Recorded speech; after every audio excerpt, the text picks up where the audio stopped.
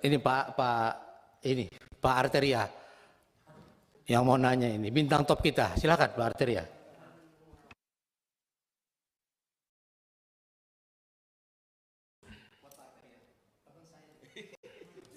Terima kasih Pak Ketua yang baik hati. Pak Dr. Yunus Hussein yang amat kami hormati, Pak Dr. Yenti yang amat kami hormati. Saya tidak mau bahas mengenai kejadian kemarin. Ini kita bicaranya mengenai pencucian uang saja ini.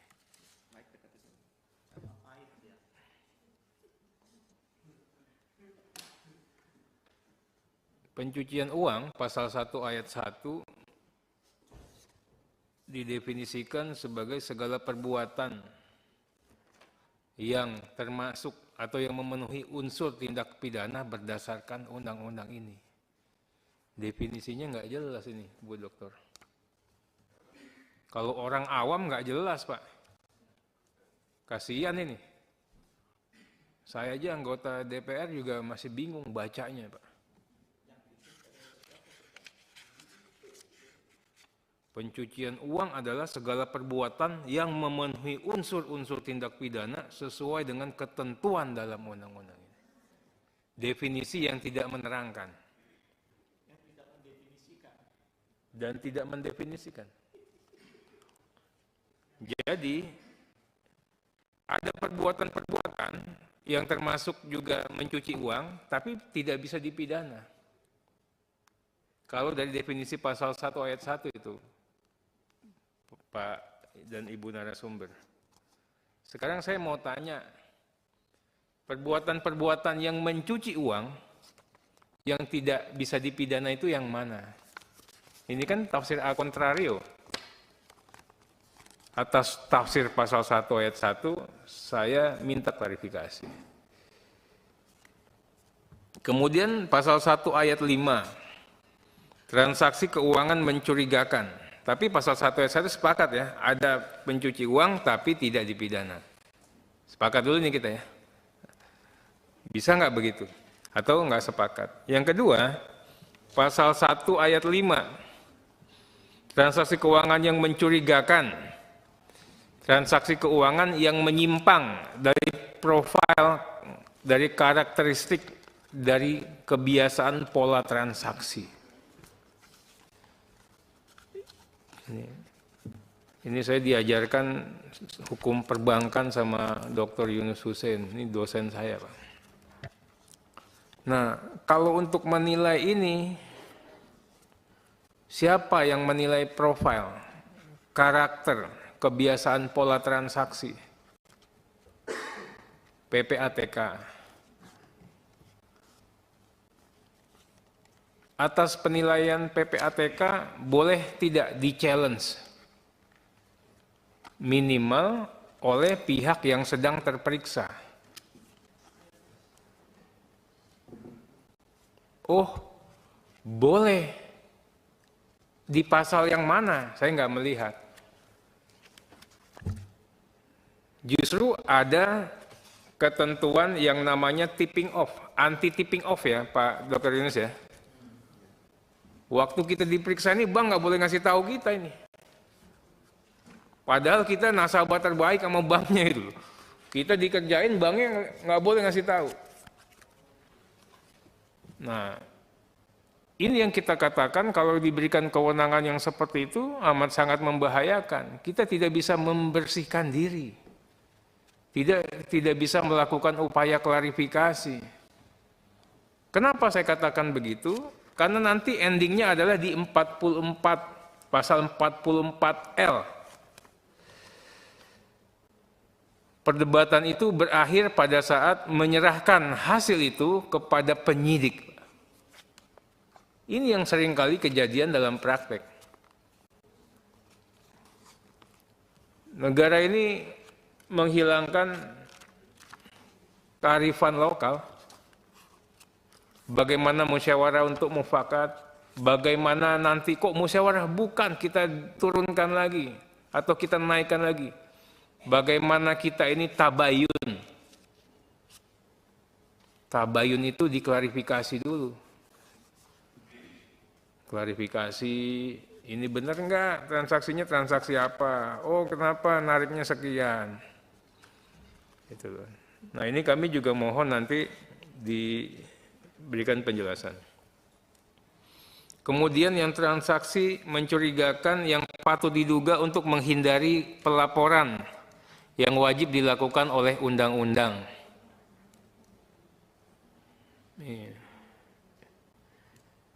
Ini seperti apa? Nanti saya ingin tanyakan juga, jangan-jangan nanti misalnya untuk menghindari kewajiban perpajakan masuk ke sini ya, Pak Dokter ya?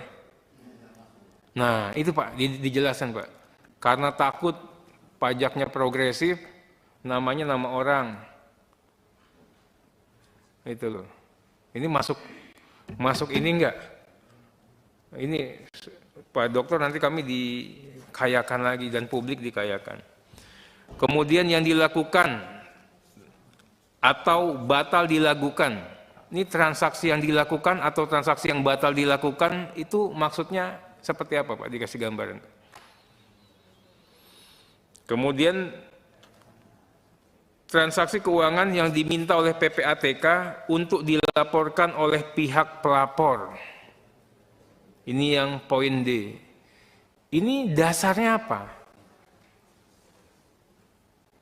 Dasarnya apakah orang bisa melaporkan ke PPATK? Apakah orang melaporkan ke polisi? Polisi minta permohonan informasi? Atau apa? Karena ini semua nih nilainya komersial ini. Kalau Bu Dr. Yanti kan praktisi betul, dia tahu nih. Ini duit semua, ngelaporin bisa diduitin ya Bu ya. Ini juga begini.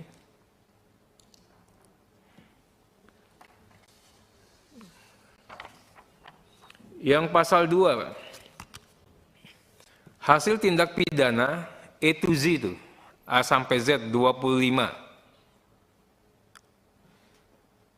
Saya kasih contoh lah, misalnya tindak pidananya korupsi. Itu tindak pidana korupsi. Ini kalau memang di bawah kesadaran penuh atau patut diduga ini uang korup. Misalnya tadi Pak Dokter mengatakan 2M. 2M itu dicuci lah. Namanya nyuci itu dari 2M bisa jadi 6M. Bisa jadi kurang dari 2M. Yang dihitung pencucian uangnya berapa itu Pak Dokter? Ini kita harus ada bersepakat dulu nih. Ini bagian daripada kisruh kemarin, walaupun saya tidak mau bahas yang kemarin. Nah, kalau uang itu tidak hasil tindak pidana, itu kan bukan pencucian uang. Tapi bagaimana si objek terperiksa ini sudah menjadi korban dulu. Karena di undang-undang ini tidak ada ruang untuk klarifikasi. Kan jalan terus nih, kita nasabah, kita nggak tahu tiba-tiba ada operasi, jalan. Nah, ada nggak ruang atau celah? Itu. Saya tadi dikatakan tadi, itu kan masalah teori monisme. Kalau terbukti fakta, tidak diperlukan, dibuktikan mens reanya. Nah ini kami mohon juga nanti diberikan gambaran. Pertanyaan berikut, kalau harta kekayaannya bukan merupakan hasil tindak pidana, pasal 345 itu unsurnya tidak terpenuhi ya Pak dan Ibu ya. Itu tadi, bagaimana sesegera mungkin kita sudah tidak dilibatkan dengan urusan TPPU. Karena ini kan berproses terus, jalan nyampe ke penyidik. Padahal kita bisa katakan, ini bukan hasil tindak pidana. Tapi tidak ada kanal untuk kami mengatakan ini bukan hasil tindak pidana. Uang kami tidak ditanyakan kok. Kami tidak diperiksa. Yang urusannya kan antara PPATK dengan lapor dengan bank. Itu. Ini kami mohon Pak Dokter kan praktisi. Zamannya Pak Dokter ini tajam, tapi hening. Kan PPATK bekerjanya begitu Pak Dokter. Gitu. Kalau sekarang saya nggak tahu. Saya nggak boleh ngomong lagi yang kayak gitu. Mengenai ketentuan pasal 23, Pak, ini mengenai transaksi tunai minimal 500 juta. Ini apa angka ini relevan apa tidak ini? Sekarang harga Innova aja di atas 500. Nah ini juga harus ada kesepakatan Pak. Ini nanti kami juga mohon ini jadi tugasnya DPR juga untuk mengatakan. Nah berikutnya mengenai LKTM khusus pasal 17. Ini mengenai profesional yang dikenakan kewajiban untuk melakukan kewajiban pelaporan. Ini kenapa ini aja ya? Atau apa yang harus ditambahkan lagi? Kalau dikatakan sama Pak Dokter, tadi mengatakan notaris PPATK taat. Betul ya? Gini Pak Dokter, ya dia pasti taat karena produknya itu berjejak Pak. Buat akte ada buktinya, buat ini ada buktinya. Lawyer belum tentu kerjanya ada jejaknya.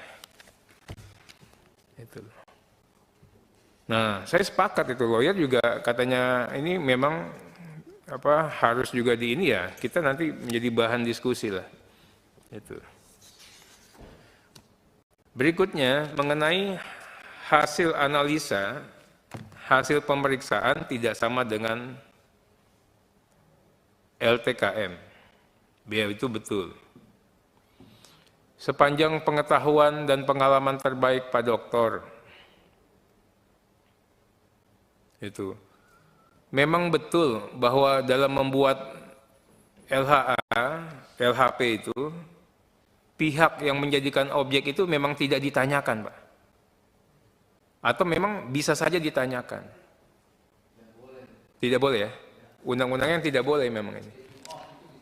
Oh, jadi memang tidak boleh itu ya. Oke. Itu loh. Jadi memang tidak boleh. Oke. Nah, berikut. Singkat ya, waktu kita. Saya bolehnya udah banyak-banyak nih. Aduh. Wah, hilang pertanyaannya. Kemudian sedikit Pak. Boleh nggak? Misalnya ada pelapor. Saya laporin Tobas. Tobas melakukan tipu gelap 372, 378.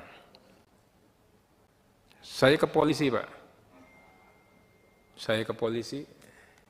Saya bilang Pak Polisi, jangan 372, 378, TPPU-nya mainkan. Pak polisinya main nih. Sat. Ini. Kemudian minta permohonan informasi, Pak. Polisi minta permohonan informasi. Tas. Gitu. Hah? Ke PPATK. Ke PPATK. Pertanyaan saya, Pak. Produknya itu apa, Pak? Apakah informasi? Apakah rekomendasi? Apakah LHA? Apakah LHP? Ini nanti tolong dijawab. Nah, tiba-tiba, ini saya kaget juga, Pak. Tiba-tiba kok produknya LHA, Pak. Misalnya gitu ya, Pak. Nah, boleh tidak LHA-nya nih, misalnya juga ini, berdasarkan hasil koordinasi dengan penyidik, diperoleh informasi, berdasarkan hasil koordinasi dengan penyidik. Oh, saya kan koordinasi sama penyidik ya. Saya nggak ngerti nih, emang benar atau enggak. Diperoleh bahwa terdapat adanya dugaan Tobas melakukan atau dugaannya misalnya setoran tunai lah yang dilakukan oleh Tobas ke dalam rekeningnya. Itu loh. Yang diduga bersumber dari hasil tindak pidana.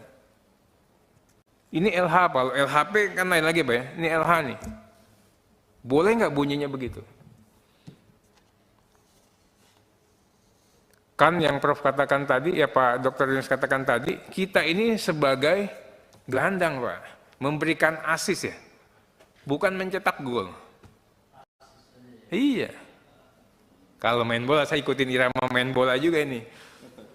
Nah kemudian, boleh nggak kesimpulannya juga nih sama, berdasarkan hasil penelusuran transaksinya Tobas, ditemukan cukup banyak transaksi, patut diduga transaksi setoran-setoran itu merupakan hasil tindak pidana yang 372, 378. Ini kan kesimpulannya penyidik, Pak. Nah, ini pertanyaannya seperti itu, yang mohon untuk diberikan pencerahan kepada kami, Pak Dr. Yunus, Ibu Dr. Yenti. Terima kasih.